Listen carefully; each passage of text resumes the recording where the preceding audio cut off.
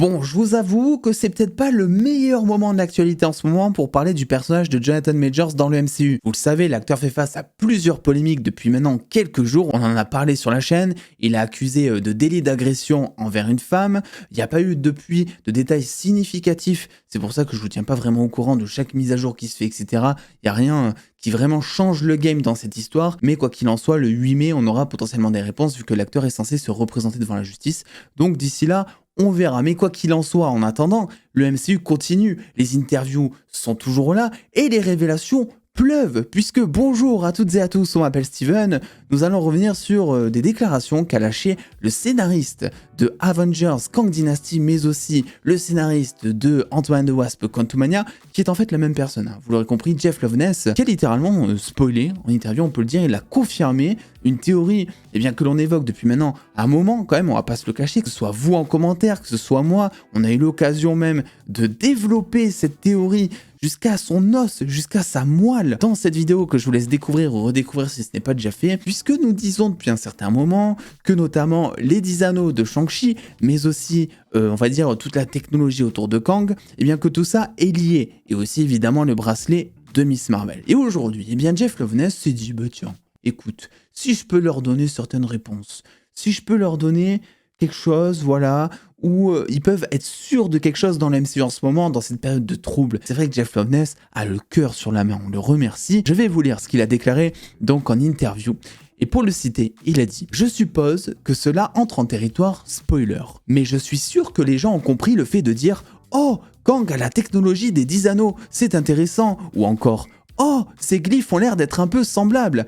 Donc je pense que nous verrons que Kang a ses empreintes digitales sur le MCU depuis longtemps. Vous l'aurez compris, le scénariste vient tout bonnement de confirmer la théorie en disant que la technologie des 10 anneaux, mais aussi celle de Miss Marvel, mais aussi celle de Kang, c'est potentiellement la même technologie, ou en tout cas, c'est issu de la même technologie. Donc c'est une chose, évidemment, où on tombe pas des nues, puisque on le théorisait depuis un certain temps, mais ça reste une confirmation qui a toute son importance, mine de rien, puisque, effectivement, ça laisse, comme l'a dit le scénariste, entrevoir une empreinte que Kang a depuis bien longtemps, bien avant qu'on le voit à l'écran. Et c'est un petit peu d'une manière différente de Thanos pour ce coup, parce que Thanos, en fait, il a été teasé de manière officielle au travers de scènes post-crédit depuis bien longtemps avant sa première apparition, on va dire en live action, dans un film, etc. Là, en fait, il y a vraisemblablement rien qui est teasé depuis Ant-Man 3. C'est ce que nous on dit, mais c'est parce qu'on est en train de théoriser. Et le grand public qui va voir un film Marvel, qui veut pas se prendre la tête, etc.,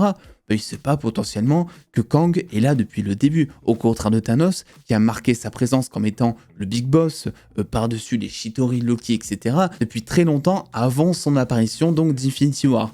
Donc c'est vrai qu'il y a un petit doute qui s'installe. Est-ce que du coup, ils ont mal fait les choses? Est-ce que du coup, ils ont changé les plans de dernière minute? Est-ce que c'était quelque chose qui était prévu? Kang, pour avoir en tout cas une emprise pareille sur la MCU, on ne sait pas encore à quel point cette emprise, je le rappelle, mais s'il faut, ils vont nous dire que Kang, il est là depuis le début du MCU. Et devinez quoi? Là aussi, il y a une vidéo que vous pouvez aller voir, qu'on a poussée aussi jusqu'au bout, mais on ne sait pas à quel point l'emprise de Kang est présente. Quoi qu'il en soit, c'est dans tous les cas une bonne nouvelle selon moi, puisque c'est le premier lien qui est teasé entre tous ces projets qui sont un petit peu différents. Je le rappelle, on a eu du Miss Marvel, on a eu du Shang-Chi, on ne sait pas encore comment ça va être lié tout ça à Eternals, mais bien que les séries soient différentes dans leur direction artistique, et bien que par exemple Miss Marvel ne présentait pas d'énormes enjeux concernant l'arc du multivers, en fait, c'était là. Et c'est pour ça que je vous dis, depuis des mois, que The Marvels, pour moi, est le film qui me hype le plus. Parce que, certes, ça reste un Captain Marvel 2, mais ça reste un Captain Marvel 2, dedans, il y a du Monica Rambeau présente dans WandaVision, que globalement on a tous apprécié.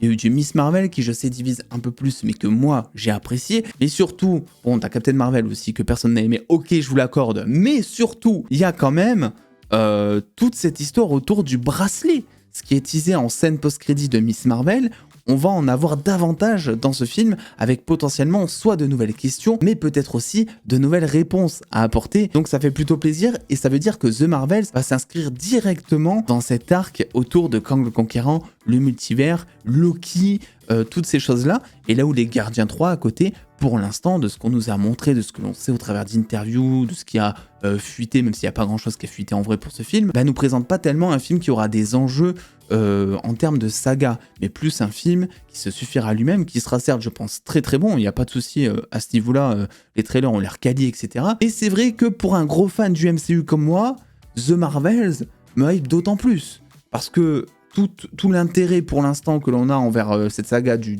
MCU, c'est de découvrir un petit peu Kang, depuis quand il a cette emprise, comment est-ce que ça fonctionne sa technologie.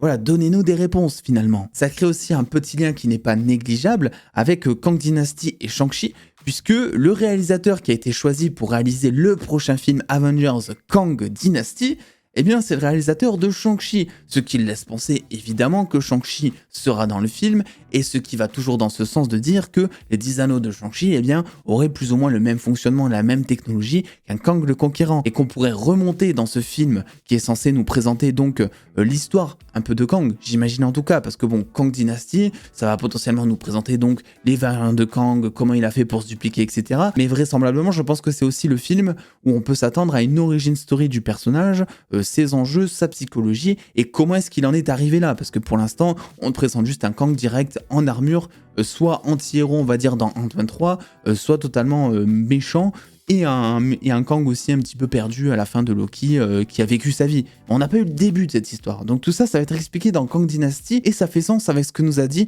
Jeff Loveness. Pour terminer, hors théorie, j'aimerais juste rajouter une petite chose. Jeff Loveness, je vous l'avais dit déjà sur Twitter, je crois que je vous l'avais dit en vidéo, mais il faut vraiment qu'il évite de parler. J'en peux plus, hein. Ah mais vraiment, c'est un délire. Donc là, on est content, oui et non, parce que peut-être que certains ne voulaient pas savoir cette confirmation qui est officielle, je le rappelle, et j'ai pas vraiment catégorisé comme spoil, parce qu'en soi, c'est une théorie dont on parle depuis maintenant tellement longtemps, qu'on s'en doutait, mine de rien. Mais c'est vrai que t'as l'impression qu'il est un peu en roue libre à chaque fois qu'il parle, et que même sans parler de Kevin Feige derrière qui pourrait le sniper, il peut gâcher en fait le plaisir des fans. Je rappelle que Jeff Loveness a quand même confirmé l'apparition de plusieurs héros de manière officielle dans le prochain film Avengers. Donc je vous laisse aller voir la vidéo qui en parle si vous voulez tous les détails, leurs liens expliqués, etc.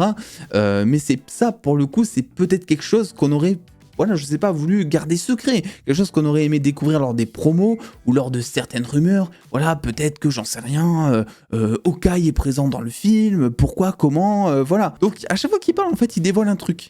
Et ça se voit, je sais pas si c'est de la passion ou si c'est pour faire chier les gens, parce que il a clairement dit qu'il avait sa psychologie et qu'en gros, si les gens étaient pas contents, qu'ils aillent se faire foutre.